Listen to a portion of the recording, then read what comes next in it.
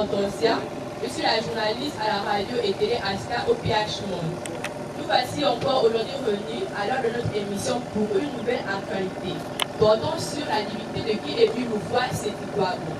Ces derniers temps, sur les antennes de la radio et télé Asta au PH et au cours des assemblées spirituelles de Luzolo, il n'est pas rare d'entendre des affirmations qui bouleversent le monde, à savoir qui est venu nous voir, c'est quoi est Dieu. À cet effet, nous enregistrons plusieurs réactions. Certains parlent de blasphème, de la folie et d'affirmations gratuites. Mais nous, en tant que professionnels de la communication, notre rôle est celui de mieux vous informer et cette émission est organisée pour en débattre. Nous recevons donc autour de cette table des éminents personnages qui représentent chacun un courant d'idées ou de pensées. Ils vont se présenter. Je suis la sœur Mokutu Sarturi, non confirmée de l'OPH. Je suis la sœur Maranda Stéphanie, membre de l'OPH. Je suis le pasteur Kaliki Barin de l'église évangélique. Je suis l'apôtre Jeanne de l'Assemblée chrétienne. Je suis l'égyptologue Amandine Marchal. Je suis l'enseignante chercheuse Bomba. Merci pour vos différentes présentations. S'il vous plaît, cabine technique, un intervention musical avant de poursuivre notre débat. Notre plateau, nous rappelons le thème, la divinité de qui est lui Loufa Stéphane. Pour commencer, sans rassurer nous tous.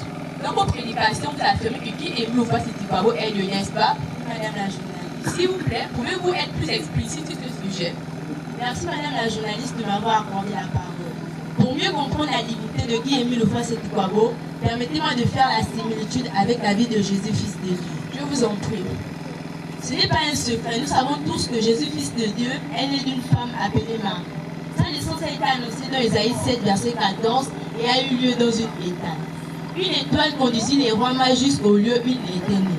À l'âge de 12 ans, par exemple, il enseigna dans les synagogues devant les docteurs de la loi. Nous pouvons le vérifier dans Luc 2, verset 46 à 50. Jésus était marié à Marie de Magdala, avec qui il eut 4 enfants. Nous pouvons le vérifier dans Jean 2, du verset 1 au verset 11. Il guérit et ressuscita les morts, parmi lesquels son beau-frère Lazare. Avant de repartir vers son père, il promit d'envoyer l'esprit de vérité, le consolateur. Je vais laisser la parole à ma sœur membre de l'OPH pour nous emmener à comprendre la vie de Guy Émile Ofa-Setikwabo. Sachant que né aussi d'une femme, on Mandinduka Julienne Amakaka, en 3 palmiers, il faut préciser qu'il est né sans placenta, déjà circoncis et reçoit un nom qui marque sa mission. À 3 ans, en tant que sacrificateur dans l'ordre de Melchisédek, il fut passé le premier membre de l'OPH, aux extrémités de la mairie. À 9 ans, il tombe gravement malade. Il reste dans le coma pendant 3 ans et demi pour une mission divine. En 1979, il est enlevé au ciel par 3 anges de l'Éternel à lui. Le 5 février 2002, il est victime d'un attentat manqué. Et lors de cet attentat manqué, il versa son sang précieux pour sauver l'humanité tout entière. Comme Jésus vient comme de la terre. Guy Émile Ofa-Setikwabo n'est pas un homme de la terre. Il continue la mission secrète de Jésus, qui est le consolateur, l'esprit de vérité promis par Jésus, comme il est écrit dans Jean 16, verset 10 à 15. Écoutez, j'ai du respect pour vous, Madame Stéphanie. Mais ne venez pas affirmer gratuitement que Guy Émile Ofa-Setikwabo est l'esprit de vérité.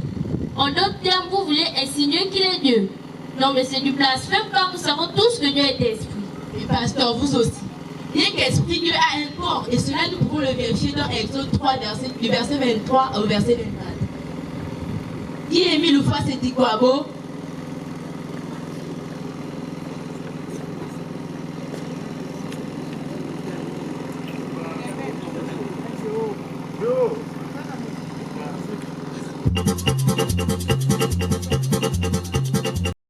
Depuis le début de votre propos, vous évertuez à nous parler de la divinité. Laissez-moi vous dire que les peuples ont souvent cru en plusieurs dieux. Je prendrai l'exemple des Égyptiens. Les Égyptiens ont cru en plusieurs dieux et chacun leur représentait une puissance. Je citerai entre autres Horus, le dieu soldat de l'ancienne Égypte. Mais non, Madame l'égyptologue, non, nous ne sommes pas ici pour débattre de religions polythéistes qui croient aux faux dieux comme les Philistins avec Dagon et les Cananéens avec Baal. J'ai été invité pour parler du Dieu créateur, l'éternel Dieu, le Dieu d'Abraham, d'Isaac et de Jacob. Justement, je voulais repréciser que le débat porte sur la divinité de Guy-Émile Loufa-Seti-Kwabo. Et comme vient de dire le pasteur Khalid Marais, nous parlons ici du Dieu créateur, l'éternel Dieu, le Dieu d'Abraham, d'Isaac et de Jacob. Cela doit être clair dans nos esprits. Si cela est clair pour tous les invités, alors laissons la prédicatrice poursuivre son propos. Je vais vous emmener à comprendre la divinité de Guy-Émile Loufa-Seti-Kwabo. Lorsqu'il s'adresse, par exemple, à la population de Boko, le 5 octobre 2005, le grand maître de l'OPH révéla son identité. Il dit, je cite, « J'envoie la lumière de Dieu dans le monde. » Et il ajoute, « Si vous voulez connaître qui je suis, lisez dans Jean 16, verset 10 à 15. » Ce passage biblique annonce et désigne le continuateur de la mission de Jésus. Comme Dieu a habité totalement dans le corps glorieux du Christ, Colossiens 2, verset 9. Écoutez, chers journalistes, l'esprit de vérité Guy-Émile Loufa-Seti-Kwabo est venu habiter parmi les hommes. À ce stade du débat, Madame l'égyptologue, que dites-vous? Merci Madame la journaliste de m'avoir accordé la parole. En écoutant les affirmations du sœur de Luzolo et en ma qualité d'égyptologue et occultiste, je crois que M. Loufa-Seti-Kwabo Guy-Émile est un pratiquant naissance occulte. Et si je peux poursuivre mes propos, je dirais que c'est un grand magicien. Excusez-moi, je ne suis pas de votre avis. Je suis pasteur à l'église évangélique. Et moi aussi, je ne croyais pas en cet homme jusqu'au jour où j'ai eu une vision. Il m'est apparu pendant que je dormais au salon. J'ai vu dans le ciel le soleil qui était en train de sortir au-dedans de la lune. Il y avait le grand maître de l'OPH, Guy-Émile Loufa-Seti-Kwabo, qui enseignait la parole de Dieu devant plusieurs personnes, presque le monde entier. Mais dites-moi donc, quel est cet homme qui peut apparaître dans la lune si ce n'est Dieu lui-même? Mais pasteur, je ne vous comprends pas. Vous avez prêté serment.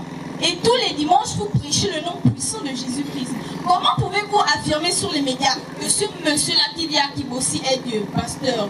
Vous allez créer une grande confusion parmi vos adeptes et tous les chrétiens qui nous écoutent, voyons. Apôtre Jeanne, au début je raisonnais comme vous. Mais dites-moi quel est cet homme qui peut apparaître dans la lune, dans le soleil, si ce n'est Dieu lui-même? Excusez-moi, pasteur, excusez-moi, mais je connais très bien la biographie de cet homme. Né à Makaka vers 1942. Manzondeka Juliette et le petit Joseph. Infirmier et bûcheron, marié, père et surcroît de plusieurs enfants. Et son petit qui s'est retiré du milieu des hommes depuis 1988. Je sais qu'en citation dit avoir échappé à 30 attentats. Mais voyons. Apparemment, le plus spectaculaire est celui du 5 février 2002. Mais affirmer qu'il est Dieu, franchement, pasteur, je ne vous reconnais plus. Hein? Excusez-moi, hein, mais je pense qu'il faut réajuster vos propos. Je connais bien ma conviction spirituelle. Très jeune, j'ai été consacré pasteur et je sais qu'un homme de la terre ne peut faire de tels prodiges. Les manifestations auxquelles j'ai été témoin sont de Dieu, pas d'un homme. Crois-moi, Émile est Dieu. Quoi?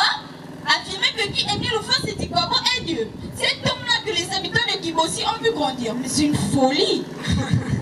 Accordez-vous, monsieur les chrétiens. Je croyais que vous attendiez un Messie. Aujourd'hui, le pasteur trahit en public sa doctrine. Écoutez, arrêtez de parler ainsi de Guy-Émile Loufa-Seti-Kwabo. Personnellement, j'ai fait des recherches sur cette œuvre. En 2003, par exemple, il a mis en déroute une équipe de magiciens envoyés par Lucifer pour chercher à récupérer le bateau de commandement détenu par Guy-Émile Loufa-Seti-Kwabo. Et en 2006, une autre équipe de 260 grands magiciens et sorciers était de nouveau constituée pour récupérer enfin l'arbre de la vie éternelle détenu par Guy-Émile Loufa-Seti-Kwabo. Cet arbre est beaucoup convoité par Lucifer et ce n'est que Dieu qui peut le détruire.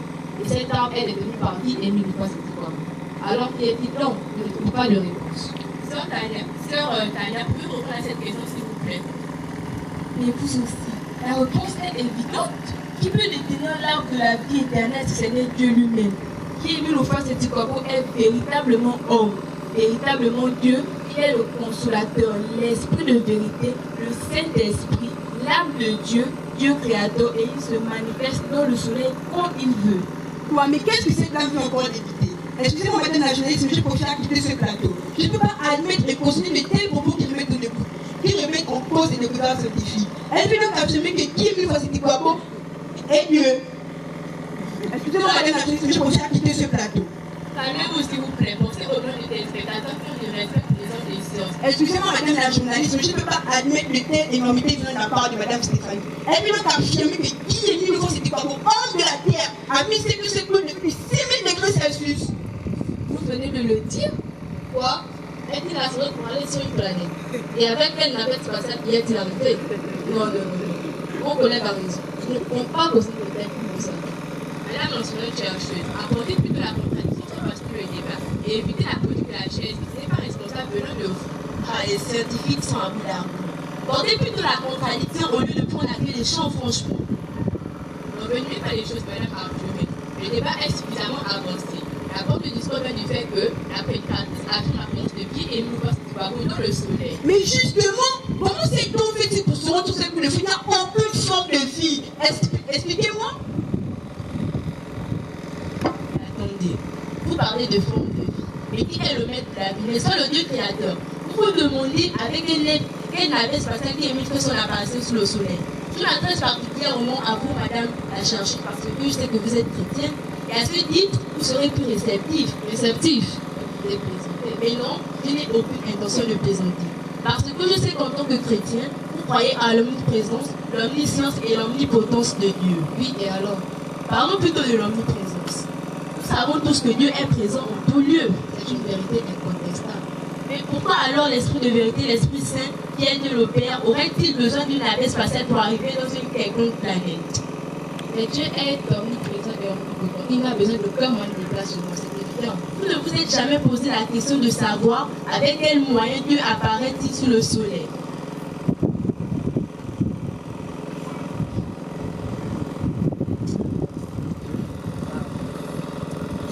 Mais Dieu est omnipotent et omniprésent. Il n'a besoin d'aucun moyen de déplacement, c'est évident. Et pourquoi alors l'Esprit de vérité, l'Esprit Saint, qui est Dieu le Père, aurait-il besoin d'une navette spatiale?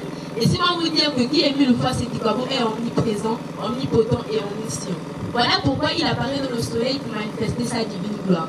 C'est lui le Dieu créateur. Il envoie et rappelle la lumière. Nous pouvons le vérifier dans Baruch 3, du verset 22 à 23.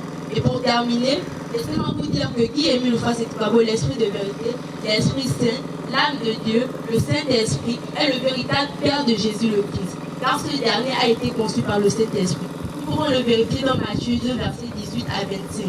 Comme référence, nous avons le message du grand maître de l'OPH, 13 novembre 2022. Chers invités, nous voici arrivés au terme de notre émission. Il nous reste 2 minutes. Je vais donc accorder la parole aux deux scientifiques pour leur mot final. Merci Madame la journaliste pour la parole accordée. Pour plus de compréhension et vu le temps qui nous est imparti, nous nous référons à une autre émission pour mieux expliciter mes recherches. Moi, en tant que scientifique, je ne saurais avaler cette acception de façon gratuite. Les recherches sont toujours ouvertes. Lors d'une prochaine tribune, nous apporterons de plus d'informations selon laquelle les olifiers ici présents affirment la divinité de Guy et Mulfas. Auditeurs et auditrices, bien que ce débat fasse plutôt d'encre et de salive, et au vu de la complexité de la thématique selon laquelle les musulmans et les scientifiques ne s'accordent pas sur la divinité de Guy et Mulfas, nous poursuivrons ce débat lors d'une prochaine tribune, autour de laquelle les arguments de taille seront évoqués. Pour oui ou non, confirmer l'existence de Guy et Mulfas en tant que destinataire. Je vais donc laisser la parole aux invités pour les représentations. Je suis la sœur Luzolana Odelvi, membre de l'OPH, certaines maisons chez Zéla. J'ai joué le rôle de la sœur Mokoutous Arjoli, membre confirmée de l'OPH, prédicatrice à la section de journée de Port-Gentil Gabon.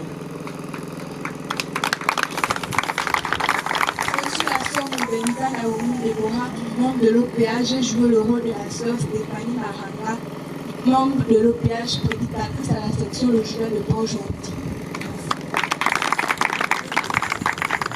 Je suis la sœur Moubenza Moussavou Merveille, membre de l'OPH. J'ai joué le rôle du pasteur Kali Guy Marin de l'église évangélique, membre confirmé de l'OPH. Devenu membre confirmé de l'OPH. Merci. J'évolue à la section Le Journée de Port-Gentil du Gabon. Je suis la sœur Moubenza Gloria Reine, membre de l'OPH. J'étais une tablière chez les ELA. J'ai joué le rôle de l'apôtre de l'église évangélique. Je suis la sœur Renée Guéret, membre de l'OPH. J'ai joué le rôle de l'égyptologue Amandine Marchal. Je suis la sœur Romain Grasse, membre de l'OPH. J'ai joué le rôle de l'enseignante chercheuse. Je suis la sœur Molatia Ilego Paul Chess. J'ai joué le rôle de l'inspectrice. Merci. Je suis la sœur de Petite Courage. J'ai joué le rôle de la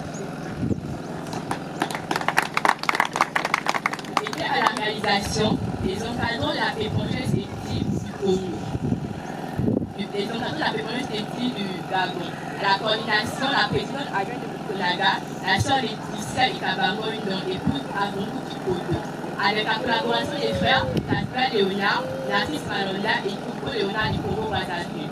Devant le micro, Gauthier Rossetti, la sœur Matamba Orgonsia, membre de l'OPH. Tout ensemble, nous sommes les peuples de la pépongère sélective de Port-Gentil.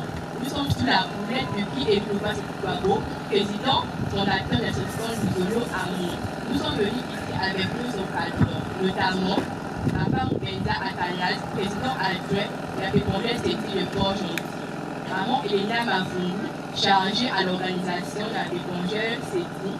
Maman Arthur Moukopous, chargée à l'éducation. Maman Larissa Ibata, chargée à l'administration. Et maman Moeno Sheila, chargée aux finances. Merci.